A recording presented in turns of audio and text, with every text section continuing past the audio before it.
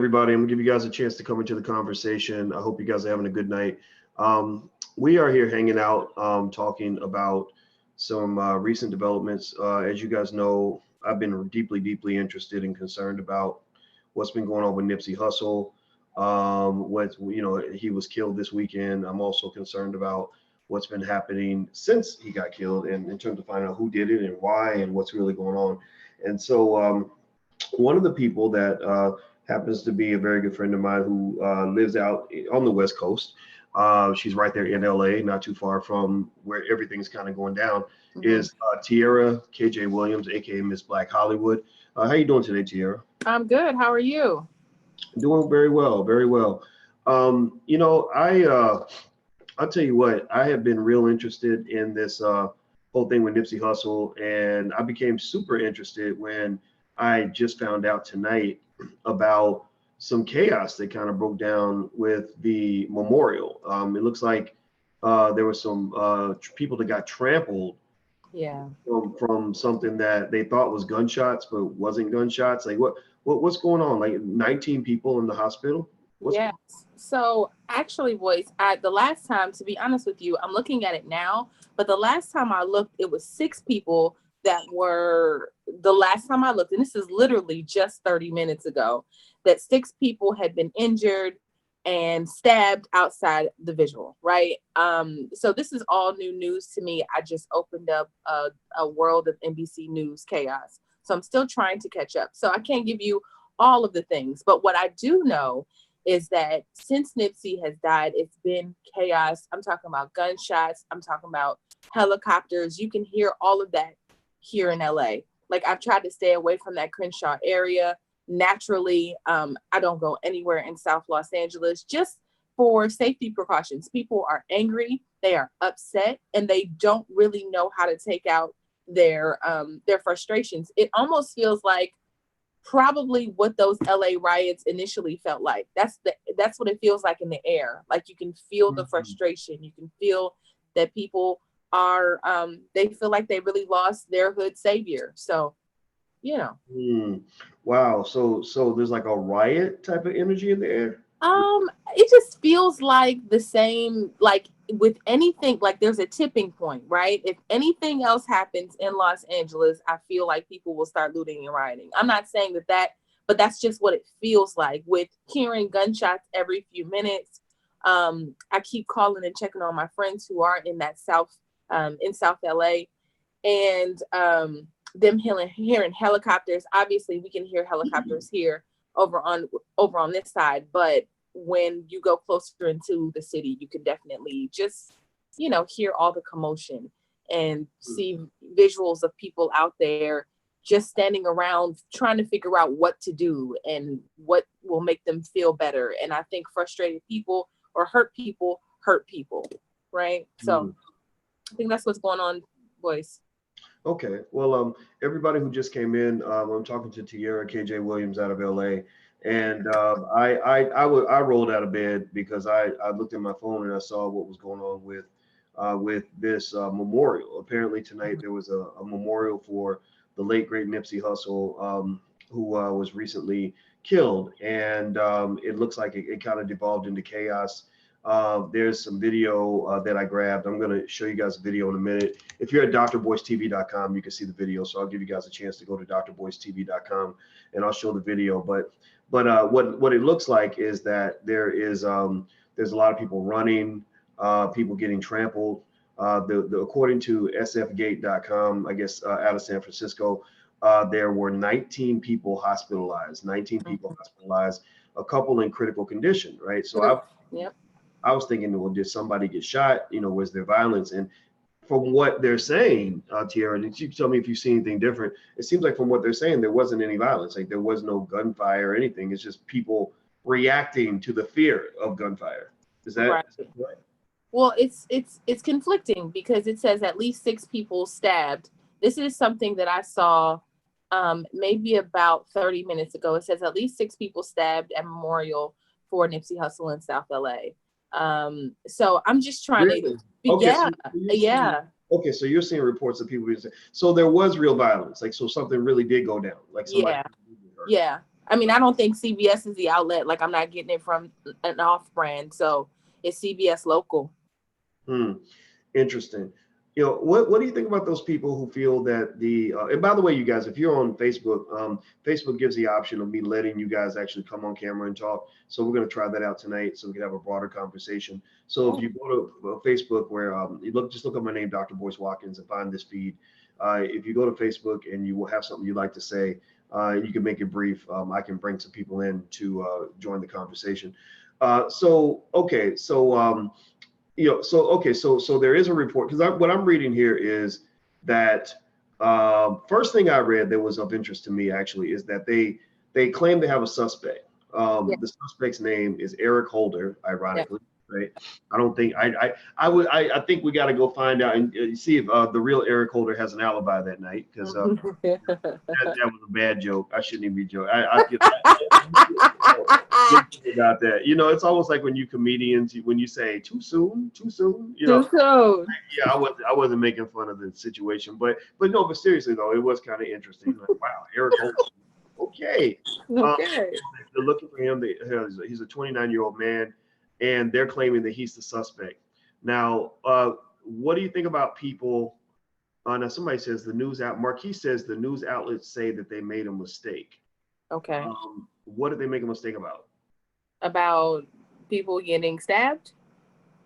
Yeah. Oh, okay. Somebody says some cut by glass. Okay, so Ronald is saying that nobody was stabbed. They were just cut by glass. But being the white media, they're going to assume that if they were stabbed. Okay. If there's someone that's got glass in their body, there must have been another Negro that put it inside of them. Right. Okay. All right. Okay, well, that's a great thing. I'm happy to know nobody got stabbed. I'm so happy about that. Yes, absolutely. You were about to ask me a question. What were you about to ask? So I was going to ask. So what do you say about those people that are just saying it's all bullshit? That this is a conspiracy. There is no, like Nipsey was shot by a person who was sent by the government because people were mad because he owned property. And Black people are not allowed to own property in America. And I shouldn't even say it like that, because it sounds like I'm skeptical, which I actually am. I'm not saying I don't believe it. I'm just saying, there's a lot of people that own property in America who don't get killed, right? But then again, though, Nipsey did have a transformative voice. He was a person that had a lot of influence on the masses. While at the same time, though, it almost seems like his influence has actually increased. After Sunday. I mean, seriously, there are people. Absolutely. There's millions of people that did not know about him on Friday who know about him now. Yeah. So what do you think? Do you think that the CIA, as Billy says, do you think the CIA hired, Eric Holder to come and kill, to kill Nipsey Hussle? Boy. So I ran a story a couple of nights ago, and basically when I woke up the next morning, people were calling me all out of my name because I said that I don't believe that the FBI or the government is connected to Nipsey Hussle's death. I think that this is good old-fashioned Black on Black crime. Sorry, not sorry. I think that here's why I say it. I understand the position with the Dr. Sebi documentary, but here's the thing. Nipsey was talking about making the movie.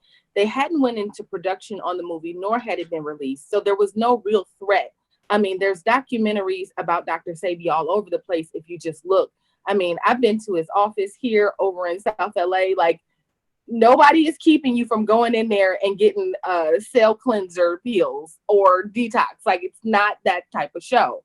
So I just want to say that first and foremost. I think that, I saw some videos that, and also have heard some things on the ground that basically he was in an altercation earlier that day. He called somebody a snitch. And I guess somebody that came around the hood that he knew, he was like, man, you can't be around here.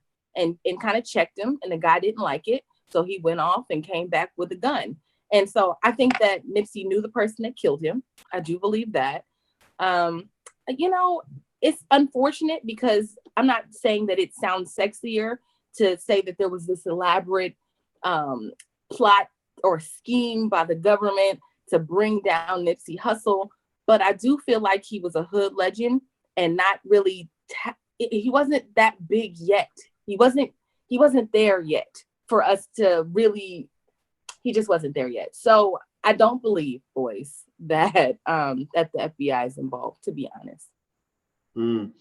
Yeah. I'll tell you what, Monique brings up a point. She talks about what Michi X said, that Michi pointed out that there's no new info. I assume you're talking about Michi X, our homegirl, that she says there's no new information about Dr. Sebi that we don't already know or can't find on the internet.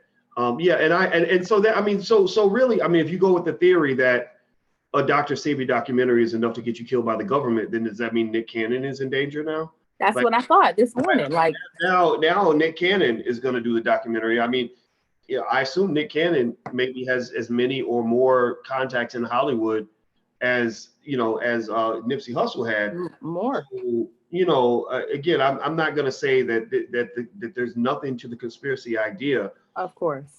Because we do know. I think that what drives a lot of this, it is what I would call logical paranoia, right? We're logically paranoid because the government has done some ridiculous, horrible shit to us in the past. Like they did. I mean, Dr. King's assassination, to me, it was mind-boggling when I found out that J. Edgar Hoover spent a year and a half, carefully planning it and doing everything possible to make it look like it was a lone gunman, right? Yep. So we know how dirty these SOBs can be. We know, right? But the problem is that, we can't have a knee-jerk reaction every time something happens to a Black person that we like. We can't just sit here and just say, oh, it was a conspiracy. Oh, it was them. It was them. It was them. Because that I think weakens us as a community because we're not dealing with the bullshit right there in our own hood.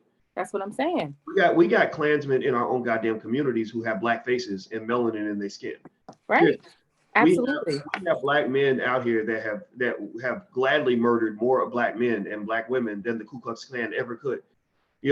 Literally, I'm sure there's some Black man out there who has killed almost as many Black people as the KKK killed in the last 100 years. Yes. So given that we know that that's out there, I think it becomes kind of a crazy thing. It's almost like I was talking to you. I was comparing it to like if a woman knows her man is cheating and she knows it, but she doesn't quite know who he's cheating with or when he's cheating or whether he cheated yesterday or last week. She doesn't know. So she's paranoid, right? She's seen, maybe she's seen women and saying, who was that bitch? I saw you looking at her or why were you out with her until 2:00 in the morning? And what happens is that maybe he turns around and looks at her like, why are you tripping? Like, why are you acting all crazy? Blah, blah, blah, blah. Because in her heart, she knows that there's something happening. She knows there's a conspiracy, but she doesn't know the exact nature of of the deception. But she knows it's out there, right? But it could end up making her look really crazy because maybe she's really mad at the woman that, brought you your lunch that day, when really she should have been looking at your child's school teacher because that's who you really was having sex with, right? And so for Black people, it's kind of like that where, we know that they're running game on us. I am convinced that there's some conspiracy that will be revealed 50 years from now that is happening right now. Right. I think the problem is that I don't know exactly what it is. I don't know. I don't know where to, where's the data? Where's the receipts? So you end up looking crazy, but I don't think it's safe or smart for us to just assume every time a Black man gets killed, it's a conspiracy. I don't believe anybody's gonna go kill somebody because they're gonna make a documentary on Dr. Sebi when all that information is already out there. Seriously. And then also, I just want to add to that because just last week we were saying that there was a conspiracy for Jussie Smollett's ass. It can't be every single week there's a conspiracy, right? Because it was the Chicago PD was against Jussie Smollett and they sent him the letters and they were targeting him. So every week we've been on that, not necessarily, lately. And so I just wanted to just say that. But I think that if we could just take this time instead to realize that it's the time to buckle down on gun violence, it's time to really, the things that Nipsey Hussle was trying to do, if we can just keep it together long enough to unify, to be the best versions of ourselves, which is all Nip wanted, and just say, yeah, we need to stop killing each other in the streets, right? So I saw that it was like 91% of crimes that are committed in our communities are Black on Black crimes, right? So like, if that is the percentage, that means that it's more likely that Nipsey Hussle was killed by his own brother than he was killed by, the government. So I just think that it's a great time for us to reflect. Obviously, we're all emotional, and so we can take that emotion and channel it for better. Like I can't. That's the only thing that we can do in this moment. We can't project if people are lying 50 years from now. All we can do is take the information that we have now and put it to good use and channel that energy in a better way. I agree. Everybody, I'm talking to Tierra KJ Williams out of Los Angeles, and we're talking about what happened tonight at the Nipsey Hussle Memorial. In case you guys don't know, first of all, the LAPD is claiming that the suspect is a guy by the name of Eric Holder, which is a little bit ironic. Boys. The former attorney general, right? I know it's not even right for us to laugh every time it's connected to death, but I mean, come on, y'all know it's funny. It's late at night, so we can laugh. Also, there were 19 people that were hospitalized at the memorial. There was a loud noise. People thought it was gunshots. Everybody started running, and people got trampled. Some people fell on the grass. Some people in critical condition. So it's kind of unfortunate. Do me a favor, if you haven't hit the thumbs up button, please hit the thumbs up button and the share button and the subscribe button. If you haven't done that, please do that. And also don't forget this podcast is on iTunes, so you can actually download iTunes and subscribe on iTunes and listen on your way to work. And also you can follow Tierra. I think if you look up Miss Black Hollywood on Instagram that you are? Yeah. All right, so if you look up Miss Black Hollywood on Instagram, you can find Tierra there. Now, what I'm gonna do is on drboystv.com, I'm gonna show you guys the video clip that I have of people running away from the scene. You guys can check this out. If you're on Facebook, I shared the link with you guys in there so you can see it. If you're on Your Black World TV, just go to drboystv.com and you can see it. I can't show it on all screens at once. I don't have the technology for all of that. But let me show you guys what I have here. Here we go.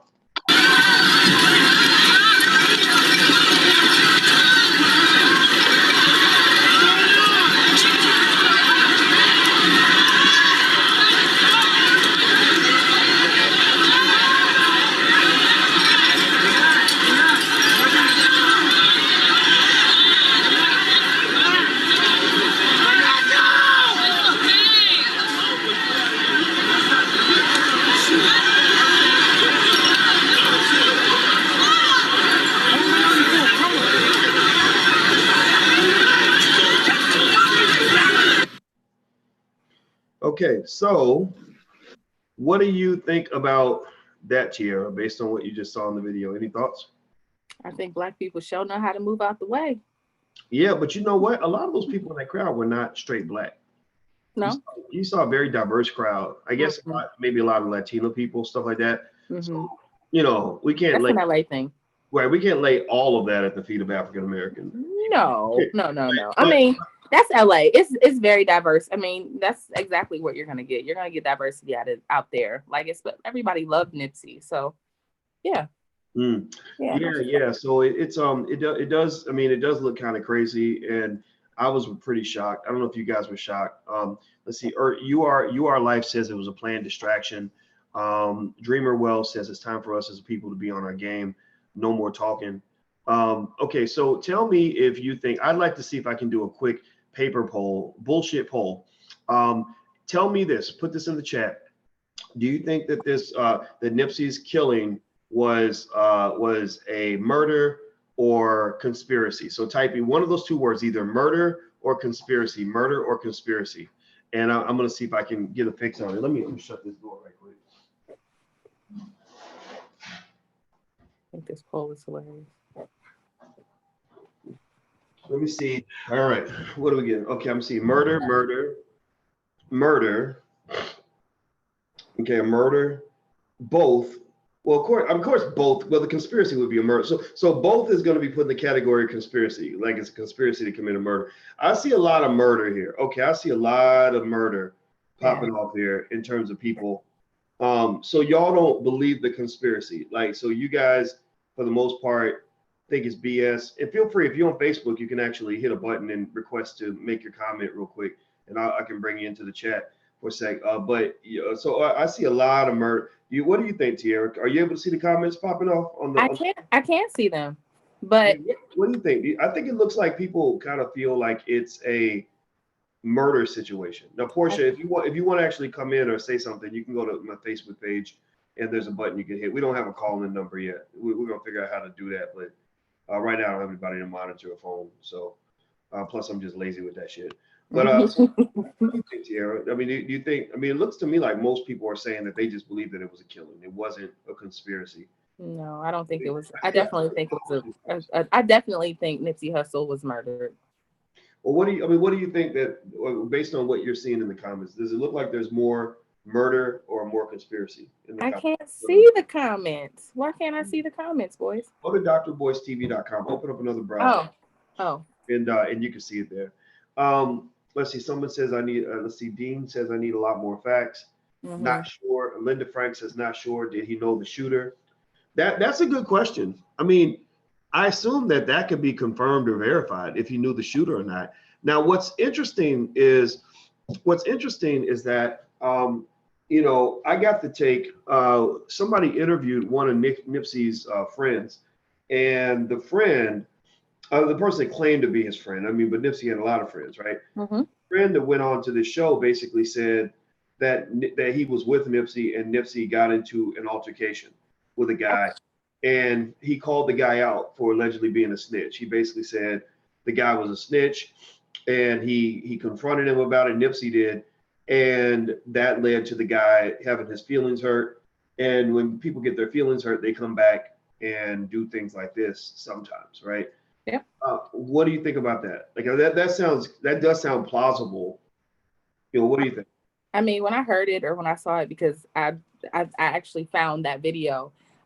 Initially, I was like, this makes complete sense to me. Like the Dr. Sebi theory, it didn't make sense to me. I was like, yeah, that doesn't make sense. But just on some hood, I think Nipsey was a little too close to the hood. I mean, I know he loved Crenshaw. I know he loved Slauson. I know he loved that area. But I think that, things like this happen. I'm not saying he couldn't be in the hood, but I'm saying it shouldn't have just been so easy. He shouldn't have been so easily accessible, for where he was going and what he was trying to do. But yeah, I think that it was something like this. I mean, I believe the guy, I mean, there was no reason for him to just randomly call in on a radio show. It sounded like he was trying to express his heart. And if you want to see the video, I think I did something on my Instagram featuring the audio from that. So it's on my IGTV at Miss Black Hollywood. So you can hear the audio. Well, yeah, I mean, I think that first thing I would say to your point about the hood is you're right. I was thinking about a time when I was on this old show that Stephen A. Smith used to have called, quite frankly, with Stephen A. Smith. And I was on the show, it was probably about 2008, something like that. Mm-hmm. And I remember that we Method Man, the rapper Method Man, mm-hmm. was on the show with me that day, who's a very smart man, very smart guy. Is. We had a great conversation backstage. Well, Method Man, we brought up Tupac. We started talking about Tupac Shakur. Mm-hmm. And one of the things that I said, and I was probably wrong to say this. I didn't think through my comment as much as I should have. But it's true. It's a true statement, but I should have probably eased it in a little bit of a different way. But I basically said, that I felt that Pac kind of wanted to go out the way that he did, mm-hmm. based on his behavior and his actions. He was the same age as me, Tupac was. Mm-hmm. And I remember even before he died, I remember thinking, he expects to die soon. Like he really almost looked forward to, like, this is the life he wants to live, and it didn't make sense to me. I wasn't trying to live that life. I was in grad school. I was trying to go to school and all that. I didn't want to be part of thug life and all that, and so he got killed. So I was like, well, and I remember somebody saying, well, if you rap about flowers, if you rap enough about flowers, eventually somebody gonna bring you some roses, right? Yeah. Now, not that Nipsey Hussle's in the same category at all. I'm not saying that at all. But what I'm saying is that I remember, is that with Pac, there was something about the fact that, yes, he was a man of the people. Yeah. But being a man of the people, being too much of a man of the people does put you in danger sometimes. Yeah. Because Because if you're a man of the people, 100% of the people ain't gonna love you. That's it. It only takes that 1% That's it. to kind of mess it all up, That's And it. and I remember, and this actually links to what Method Man said when he corrected me. I mean, he jumped in. He said, "Nah, man." He said, "Nah, Doc. Pac didn't want to go out like that." And I stopped because he's in that space. He knew Pac, and he said no. He said the problem is that because I remember when that happened, Method Man kind of stopped me a little bit. Stephen A. Smith jumped in. He said, well, I mean, what he's saying makes sense because, I mean, why would you do all these things if you did not expect to die that way? Live by the sword, die by the sword. And what Method Man said was, and I agree with him on that, he said, when you're on top, everybody's always coming at you. Mm-hmm. Everybody's coming at you, Mm-hmm. And the way men kind of operate is men do operate with a lot of jealousy and competition. Women have their own type of jealousy and underhanded behavior. We know that. Right? Mm-hmm. Watches reality TV, knows how that shit goes. But like with men, it's kind of funny. It's like men might come up to you and want respect from you, and you don't give them respect, and then suddenly that you just created another enemy. That's why like really smart OGs like Farrakhan and people like that. Not to say Nipsey wasn't in that category, but I'm saying like if you'll notice, Farrakhan doesn't really front on nobody. Like if you come up to him, he's very humble, very gracious, very respectful, and very like he'll say, "Oh, I love what you're doing," or "Congratulations," and "Oh my gosh, you're so," he'll flatter you. Yeah. Because he does. I think it's because he doesn't want. It's like no, you don't want no more drama. You're like, look, why don't we just be friends? Right. I'm gonna say whatever I got. Whatever I'm gonna say to you now. I want to establish peace with you. I do not want to fight you or have you walking away feeling disrespected, and now you're spending your life trying to come take me down because I disrespected you back in the day. Like Shaquille O'Neal used to talk about how David Robinson, this is a while back. David Robinson, when he was a star in the NBA, Shaq asked him for an autograph when he was in high school, and David Robinson blew him off, kind of big timed him. So when Shaq grew up and got to the NBA, he said, I dunk on David Robinson every chance I get. And every time I play him, I get excited because I want to score 50 points because I'm still mad about the time he disrespected me back then. Like men have that in them. So you got to be real careful about, about how you interact with somebody, especially a young person. Like, Nipsey was hitting like, he was a young guy, but he was a young guy. He wasn't young. He wasn't old. He's 33, right? Yeah. So it's like he's approaching OG status. He's been in the game for a while. So you got young guys that nobody knows who understand, like unfortunately, the law of the animal kingdom is the way the new person establishes their power is they find the most powerful person and they go take them out in front of everybody. Like you go to the bully and you punch him in the face or whatever, and then you start getting respect from people. And so I'm wondering if all those elements played out. Like, Nipsey fronts on the guy, he gets humiliated in public. The worst thing you can do to a prideful man is humiliate him in public. That's why I tell the sisters, I tell women, like, if you got an issue with your man, like, don't go off on him in public because that will piss a man off. Like some men would rather be dead than to be humiliated, right? And so he disses the guy. The guy's mad. Next thing you know, the guy's coming back with a gun. And this doesn't make this Nipsey's fault though, right? No. People come at you and they ask you for impossible shit. Like they'll be like, hey man, I can I partner with you on a business or can I get some money from you? You're like, nah, man, get up out of my face. But next thing you know, that person is swirling, trying to find ways to come get you. Too close. What are your thoughts?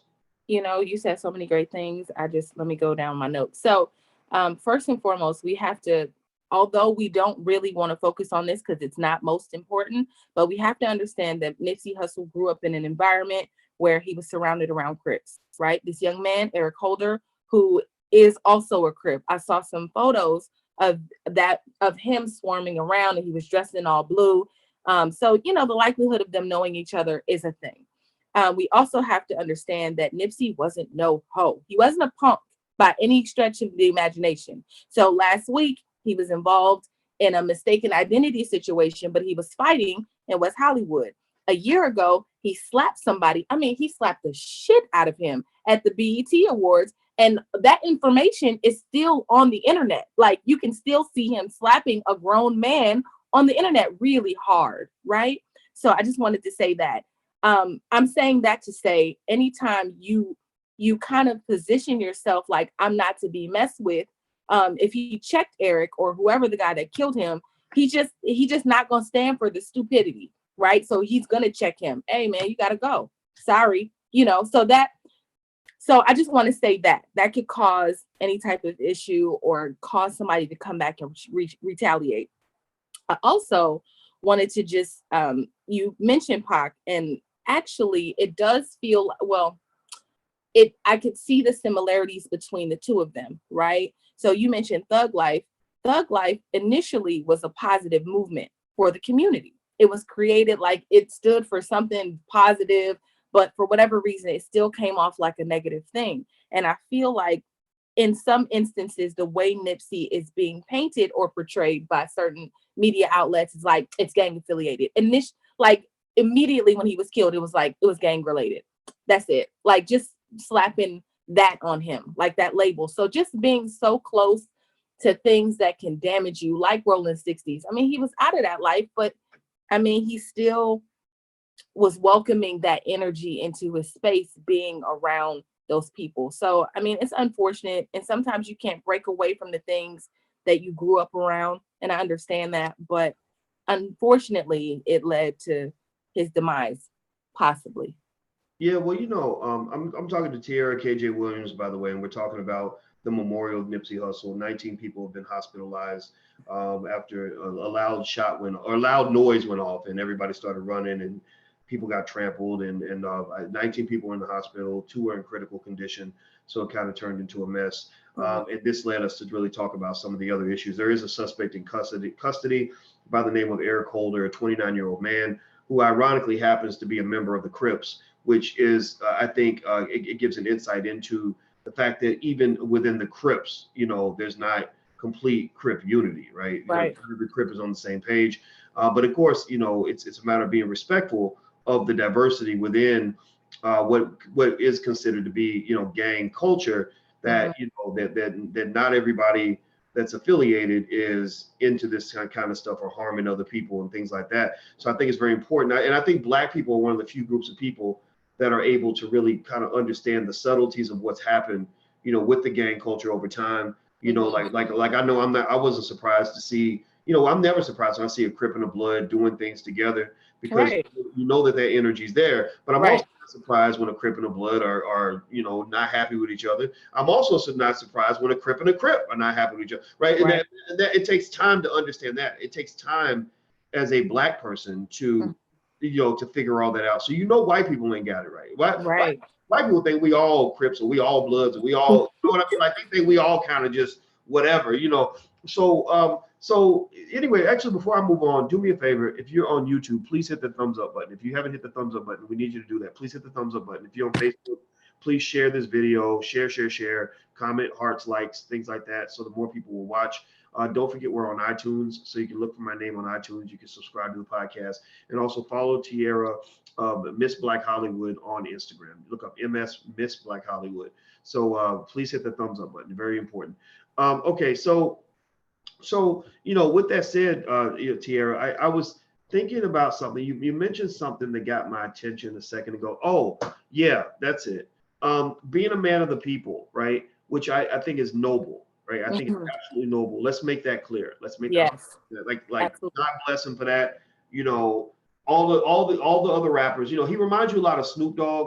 Yeah. Cool dude. But let's be clear, Snoop, from what I understand, he ain't hanging out down on Crenshaw every other day. You know what I mean? He's not walking around, and really engaging the children in the community. He moved out to the suburbs. He wanted to be safe. Where Nipsey stayed where he was. And he didn't have to. He's worth millions of dollars when he died. Yeah. But what about security? Like, I was thinking about this, and I was wondering, do you think he would have been safer if maybe he said, "Look, I want to be around my people, but I know that all my people ain't my people. Yeah. Some of my people ain't really my people. I'm gonna have 2, 3 security guards around me at all times. Yeah. Check me. Like, what do you think about that Yeah. concept?" I definitely think it would have made a difference. Obviously, people in the hood would have understood, I think, if he would have decided to do that, but because of his his relationship with the people in the community, and because they loved him so much, he didn't feel like he needed that. Unfortunately, it's just like, I mean, in hindsight is always 2020, but I keep thinking about it today, like even for people like yourself or whoever, you can't help people if you're dead, right? And so wanting to be so connected and so with the people, like you also said, everybody ain't with you, right? Like, so even if it just, all it takes is one person to walk up and be like, get your hands out of my pocket, nigga. Like, that's all you need. And we know that. We know it from history, right? Like, we know that. So I don't know. I do feel like it would have made a difference if he would have just protected himself a little bit more. Unfortunately, I feel bad for even saying that. Yeah, no, I don't think you should feel bad about that. I think, tell me if you guys understand this or you agree. I mean, make your comments, please. I don't think there's anything wrong or to be ashamed of to have security. Now, what's interesting is that, and I believe this because I would say I might be in this category. I'm not, proclaiming to be anything other than what I am, but I A can. celebrity? A celebrity? No, no, no, not celebrity, I I don't even think about shit like that. More so a person of passion, Mm-hmm. where, Mm-hmm. if you're passionate about what you do and you do it to the best of your ability, you do it long enough, eventually the world notices what you're doing because you're going hard and you're consistent with it. So people eventually say, okay, we know what this guy's all about. And I think that's something that I would go ahead and claim that. Now, the thing is, what happens is that when you're passionate about what you're doing, I believe that you spiritually kind of hit this weird zone where you're kind of living outside of your own body. You're just at in a different space. I think from a lot of us, or from where maybe I was before I really got into it. You Mm-hmm. know that there's dangers. You know bad things can happen to you. You know you got enemies. You get enemies. I know for a fact, and I'm not. I don't think I'm not. I don't think I've had the impact Nipsey Hussle had. I really don't. I don't have. I don't. If I got killed tomorrow, I wouldn't have Drake and Rihanna tweeting, about my death, right? So, because hip hop is so pervasive, whereas scholarship is kind of a niche thing in the Black community. We love our rappers more than we love our scholars, and that's fine with me because I love the rappers when they are being scholars the way Nipsey was. I respect that guy a lot. Absolutely. But the thing is, in my space, I know for a fact, I know I've got enemies that I will never see. It's a weird thing to meet people on a regular basis, and they've known you for years, and you don't know who they are. Yeah. Or people look at you, and you don't know if they're looking at you because they love you or because they hate you. You Yeah. know, and I've been stalked. I've had death threats. I've been all. I mean, just the whole nine. Like that's all that. And eventually, you get to a point where you're just like, okay, fuck it. It's just par for the course. I'm gonna just do what I do. And then you also don't even think about little things like security. You just don't. It's somebody else that says, you should get security. And then maybe there's a part of you that feels like, nah, man, I just want to do what I gotta do. Like if it happens and it's gonna happen, who cares? And I remember reading about people like Malcolm X, Muhammad Ali, Martin Luther King, etc. And right before Martin Luther King got killed, he was giving a speech, and there was a gunshot went off in the distance, or there was some sort of noise. People thought it was a gunshot. Everybody ducked, and in the picture you see Dr. King didn't duck. Mm. He's like, I'm all in. I don't care. Like if this is gonna be it, if this is gonna be my day, it's gonna be my day. So it's almost like you're ordained. You feel ordained by God. Like you feel like, okay, this is my purpose. I'm living my purpose. So even if I die, it's okay. Yeah. And Malcolm X was offered security. There were people that said, hey, these guys want to come get you, and you get more protection. He's like, no, I got too much work to do. I ain't got time to sit around and be scared because we all gonna die. So Right. I'm pretty much, I'm just pretty much delaying the inevitable, and that's it. So I think maybe that might have been what's going through Nipsey's mind, that this is my hood, this is my home, this is where I should feel safe. Mm-hmm. So maybe that's why he never thought about getting security. I'm sure even if he was here today and you told him, hey, you need security, I'm sure somebody has told him that 1,000 times, and he probably just said, no, I'll be all right. Yeah. You're right. It's funny that you say that. And I just really start having these conversations, but I got 3 conversations. Obviously, I've been producing television here in Hollywood for some time, but since I've started to do the commentary that I've been doing for the last couple months. I've had people call me. I had somebody call me this morning and say, I really value that you're fearless, but I just want you to be careful. You're talking about, you're in LA, you're close to LA. And she was really concerned. And a couple weeks ago, somebody called me. He was like, yeah, I saw that piece of you talking about Steve Harvey. I mean, I just don't want you to get blackballed. And I was thinking, like, are we having these like, why are we having these conversations? I don't know if I'm gonna get blackballed. I mean, I'm a producer. Like, I make films or whatever. Like, I don't really see that being an issue. But he just felt like me talking about Steve Harvey being a coon was going to get me blackballed. So I just thought that was interesting. Well, I'm a believer that. So I'm tying my shoes. I'm a believer that that really to be successful, I think you have to have some type of courage. If you run around constantly scared, I think that significantly reduces your chances of success. Again, you don't want to be totally stupid. I mean, because I've been accused of being just completely stupid and reckless and ridiculous. So I probably make things harder on myself than they need to be.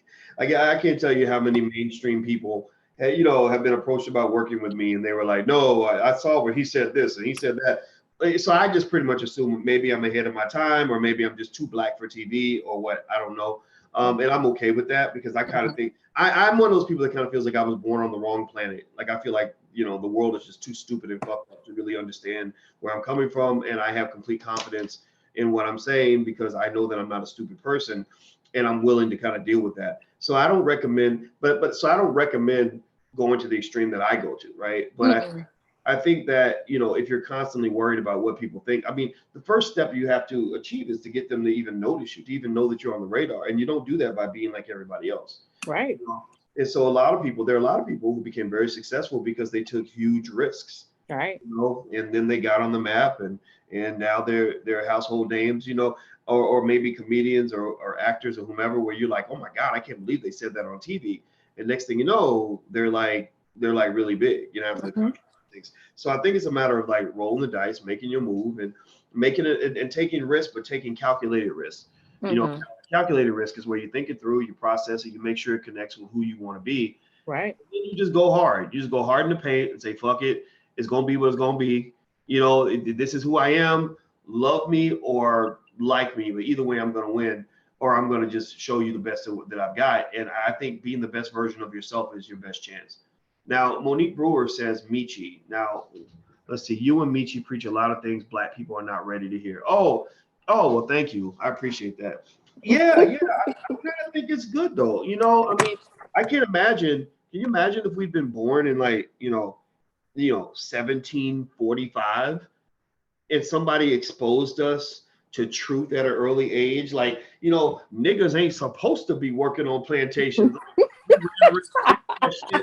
I mean, every Black person would be like, "You crazy? You're unrealistic. You're gonna end up dead talking that crazy stuff." So I mean, I'm just happy. Sometimes being, Black, intelligent, and visionary really can feel like a curse. Yeah. But I just, when I'm talking to you guys, my goal is like to find the other cursed people, other cursed and the wretched. And my argument is, look, if we gather all of us together, we can form like a mighty coalition. Right. That's it. My coalition is the coalition of intelligent Black people. Yeah. And if you don't fit, then you should get the fuck out. But if you do fit, then I need you to stay. I want you to hang out. I want to help you. You empower me. I empower you. We empower each other, and it works. So what is the latest in terms of Nipsey? This is what we're talking about. We're talking about Nipsey Hussle, and his memorial kind of went bad. There's 19 people in the hospital, 2 in critical condition. Police say 300 to 400 people were at the scene where Hussle was gunned down when a fight erupted. Now they're claiming a fight erupted. Somebody else was saying somebody got stabbed. They said that they thought there were gunshots, but they weren't. So are you saying that now what they're saying here in terms of the critical condition is that a person was hit by a car, another person has a penetrating injury. So I guess that means something inside their body. Although it's unclear whether that person was stabbed or cut by broken glass. 2 other injuries were serious and 15 were considered non-life-threatening. Dozens of police moved in to clear the crowd. Tierra, any thoughts? Man, That sounds like something I wouldn't have wanted to be. I heard that there was something happening over there, and somebody asked me if I wanted to cover something, because I saw people on the ground, and obviously we have the realnetwork.net, and so I thought about it for like 2 seconds, and I was like, because I could see that happening. People are still really emotional. Like I told you last night, boys, there was helicopters and gunshots all over the place, especially after Nipsey was murdered. Real gunshots. People were angry, and so I just thought that that was going to be Black people, us, not just all Black people, because a diverse group of people that love Nipsey Hussle. That were frustrated or whatever. So, not saying that I thought that a fight was going to break out, but I know people are frustrated. So you wasn't going to catch me outside. But let me tell you this. The person that they claim that shot Nipsey, Eric Holder, they said that they believe, according to the LA Times, the police are saying that they believe that he was somebody in Nipsey's orbit, that he was somebody that he knew. Right. They believe the gunman has gang ties, but that the motive is likely personal rather than a larger gang feud. But it almost seems like it could become a larger feud. What do you think? Do you think that it could actually blow up into something bigger? Or, I mean, what do you think of the odds of that?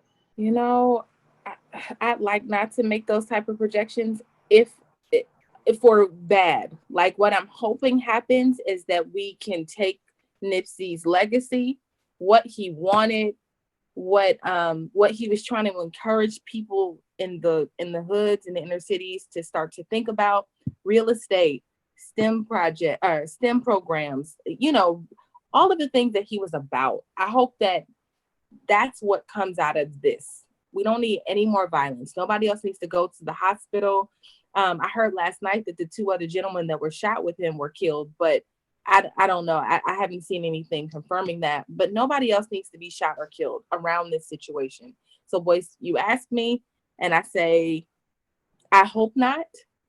I hope that it goes in the other direction for positive, for better. I hope people take this to heart and figure out how to channel it for something greater. What do you think about media, social media? Now, one of the things that people were saying, now, just so everybody knows, Nipsey this week, I think, was supposed to meet with the chief of the LAPD to talk about ways to stop gang violence and kids, which is really unfortunate. But again, I believe that this meeting really has to happen now, just to make a point, and I believe that it's going to happen. I believe people are going to be more determined than ever to carry that spirit on. So I really actually believe Nipsey, I don't know if it's even right to say it's politically correct, but I believe Nipsey will make a greater contribution in death than almost anybody could have made in life. I think that him being a martyr and a symbol now, it's very difficult to kill an idea, to kill a symbol, a martyr, someone that's been lifted to iconic status. It's almost like, like, for example, how it's just sacrilegious for a rapper to compare themselves to Biggie or Pac. Like if you say I'm better than Pac, like honestly, I was around when Pac was around. I've heard a couple of rappers where I'm like, oh yeah, he's as good as Pac. But people don't say that because they're like, oh no one's as good as Pac, no one's as good as Biggie. Right. Well, that's because they're dead, right? Yeah. Same thing. Martin and Malcolm got killed, and they're kind of in a sacred place. You know, that's with Martin and Malcolm. You don't question what they say, right? Or what they said.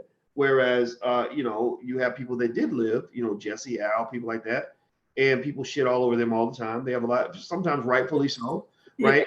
I believe if Martin and Malcolm had lived, people would be shitting on them too. I do.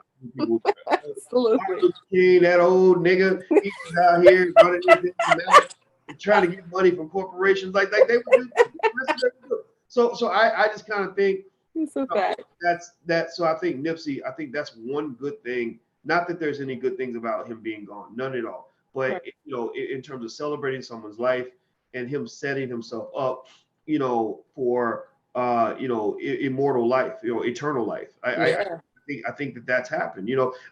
Like when I thought about it, I've been like, I wonder if somebody might ever kill me for something like this. And then I was like, God, if only I could have enough of an impact that someone would actually try to murder me and succeed at it. Right. That would be the coolest shit ever. because people will be talking about financial empowerment like all over the world. They'd be like, Dr. Boyce, believe it. You know, like seriously, like that really, you know, because that's the thing people don't understand. Life is short. Life is really short. Yeah. But, you know, but if you leave enough of an impact, that can really last forever. You know, Jimi Hendrix, you know, his image is enormous in music. But people know Jimi Hendrix wasn't even famous that long. He was famous for like a year and a half. He had like a good year and a half, 2 years. That's it. And then he dies, but he's been immortal since that time. You know. So anyway, one of the things I was going to mention to you, Tiara, to let you know in terms of the updates, is I'm reading here. So this is the last question I want to ask you about. Social media. There are people that came to a town hall meeting who are basically saying that they feel that social media contributes to the violence, that, you know, conversations on Twitter, Facebook, Instagram, and all that, that is really adding to this, you know, to the chaos. And also there are people, I've seen a lot of people, and you guys can tell me what you think about this. I've seen a lot of people criticizing platforms like Vlad TV for almost like, you know, almost like exploiting Black dysfunction for own profit, like almost like he's a non-Black person that has this fetish, or he fetishizes, you know, gang culture, porn star culture, you know what I mean, and loves to just have people on camera to tell these stories that really happen to real people in our real communities. But for his audience, it's almost like his entertainment. What do you think? Do you think that there's something to be said about social media and how it sort of plays out in these real life situations? I think that social media is a gift and a curse for all of us, right? You know, in one instance, we can have information at the tip of our fingertips. We can always know what's current, always know who said what. We can see updates. We can, you know, and for that reason, we can have access to whoever we want. We can see when Dr. Boyce is going live. I mean, all of those things. But with everything good comes things that are harmful, right? People have the freedom to say whatever they want, and they are going to say whatever they want. And so I think it's really just a matter of the things that we focus on, and, you know, what we choose to give life to, right? If words are power, if language is power, it's like, what are you watching? What are you giving life to? What are you getting caught up in? I remember one time, and I'll never do this again, I sat down and I got caught up in Illuminati videos. Now, I'm saying, like, after watching a few, you'd be like, oh my God, everybody's part of the Illuminati. You know, I'm going to CBS and shit, looking at everybody like, are they Illuminati? My boss, like, I'm just doing the most, right? So clearly I came down off that and was like, this is stupid. But my point of saying that is, if you watch anything for too long, it kind of, it does that to your mind. Like, you get caught up in this world of whatever you're watching, and that can fuel you emotionally to do whatever, or say whatever, or react in whatever. So I would just say that it's a gift and a curse. And let's be mindful of the things that we're putting in our spirits. And, you know, maybe we won't have those problems. But conversation is always going to, people are always going to be reactionary to, like, conversations that are happening. They're all, you know, people are, it's just it's natural, right? There's some things that you say online that I'd be like, ooh, Boyce is going in today, right? Like, and to some people, they text me and be like, get your boy. Like, you see your boy on the internet talking about, I get those all the time, Boyce. Get your boy. What is he talking about? He's going crazy today. So, you know, for some people, that fueled that he thought that was negative. I was like, oh, that's Boyce being Boyce. Listen, that's what he does. I'll chime in, or I won't, or I'll just watch it and be like, it wasn't that bad. Or I'll be like, oh yeah, he was tripping, or whatever it is. But my point is, everybody does it. So it's just really a matter of what you give life to. What do you think? Yeah, I agree. I mean, I think that, you know, I mean, at least my goal is typically to try to be careful and responsible with what I say. You know, I'm not going to say something without thinking it through. So I'm very comfortable with what comes out of my mouth because I'm comfortable with my brain. Like I you know, I trust my mind. I trust my instincts. I believe that, you know, hey, if it makes sense to me, it doesn't matter if it makes zero sense to anyone else. I might work extra hard to help people understand it. Right. But honestly, you know, it's like it's almost like if you're like a NBA basketball player and you take a shot in a certain way, and somebody who doesn't play basketball quite as well says that was a bad shot. You'll just say, no, actually, it's a good shot. Let me explain why. You know what I mean? Yeah. Because you're a professional basketball player, right? So I'm a professional thinker. That's what Right. I got paid, you know, hundreds of thousands of dollars at Syracuse just to sit there and Right. think shit up, you know? So when you're in that space, it's like you become confident with whatever comes out of your brain. Like, wow, that doesn't make any sense to a normal person, but I'm going to say it anyway because I've done the math, and 2 plus 2, you know, times 2 divided by 4 equals blank, right? And that's something that's I think we need that, because I think that we don't have enough truth in our society. We don't have enough people just really talking about what needs to be talked about in the way it needs to be discussed. Right. We got people going on fucking bandwagons, you know, Right. like, you know, just like the, you know, liberals, conservatives, all that stuff. Everybody's just repeating what somebody else said, and ain't nobody verifying, ain't nobody fact checking, and to make, you know, to see if this idea is absolute bullshit. Everyone's just repeating it because their favorite Democrat said it or their favorite Republican said it, and I think that that's harmful, especially for us, because we need to have independent thinking in the Black community. Somebody's got to do it, you know, and I think that there are other people who do it as well. So I agree. I was about to say, I think that a lot of people straddle the fence, or they're right there in the middle, or they try to stay neutral, right? They don't want to take position. But the thing about you is you always take a position. And I think that's one of the other things that I've watched over the years. I mean, I think it's like 7 years now, that I've watched over the years. And I said, you know, just use that same technique to find my own voice within this space. And I think that it's important to have. So I commend you for that. I mean, I think it's helped watching you build it and do it and just say, okay, well, you know, okay, you okay, all right, well, I can say what I want to, you know.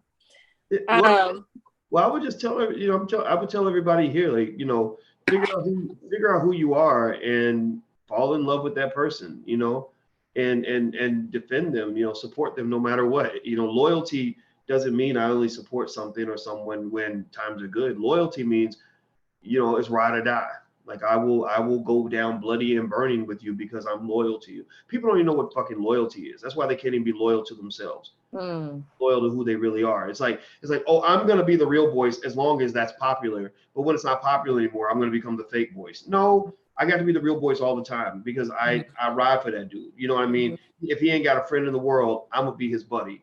You know, and I think that's something that I know it took me time to get to that point, and I like to encourage other people to do that because I think that's where you're happiest, and that's also where you're at your best. You'll be at your best when you know who you are, ride with that person, warts and all. You can't just love the good things about yourself. You got to love the bad shit too, you know, and just keep working on it, right? And know you're gonna make mistakes, and it's okay. It's really okay to make mistakes, you know. So anyway, I'm gonna let you get to bed because I pulled Tierra out of the bed in the middle of the night. No, this is not a rebroadcast, Michelle. This is actually live. But even if it wasn't live, it would still be good shit. So no, who cares if it's live? It doesn't really matter if it's live. No, it doesn't. You never even brought anybody. I just want to apologize to the people that may have wanted to come on and ask a question or hop in. I didn't see anybody that nobody. I'm like, let me apologize because we just talked on through you. I'm sorry. No, I swear I was looking down at Facebook to see if anybody wanted to come in and make a comment, and nobody hit the button. Dang. So, yeah, maybe they can't find the button. I don't know if you guys see the button but anyway, yeah. So I was looking for anybody that wanted to comment. Nobody wanted to come in. Okay. But now it's too late, so maybe we'll try it later. But thank you very much, Tierra. I appreciate it. Everybody who's watching on YouTube, if you're watching on YouTube, please hit the thumbs up button right there. Hit the thumbs up button. Also, please follow Tierra on Instagram. You can look up Miss Black Hollywood, Miss Black Hollywood, and you can find Facebook and Facebook. Oh, and Facebook. She's very, very talented, very, very smart, very, very funny, and somebody that you should definitely check out. And also, if you want to get a text notification when I go live, text the word voice to 31996. I won't text you when it's late at night, though. This one I do not text anybody. But if you want to get a text notification, just text the word voice to 31996, and I will let you know when I go live. The reason it's important to be on the list for text notifications is because Facebook does not let people know when I go live. YouTube only does it maybe 1 out of every 3 or 4 times. So if you want to get a notification on a more regular basis, just text voice to 31996. And don't forget that we're on iTunes. So download iTunes and look for Boyce Watkins or look for Your Black World, and you can find the podcast. So thank you very much, Tiara. It was great talking to you. Of course. It's always a pleasure. Thank you for having me. All righty, ma'am. See you soon. And All right. you guys have a good night. Bye-bye now. Bye.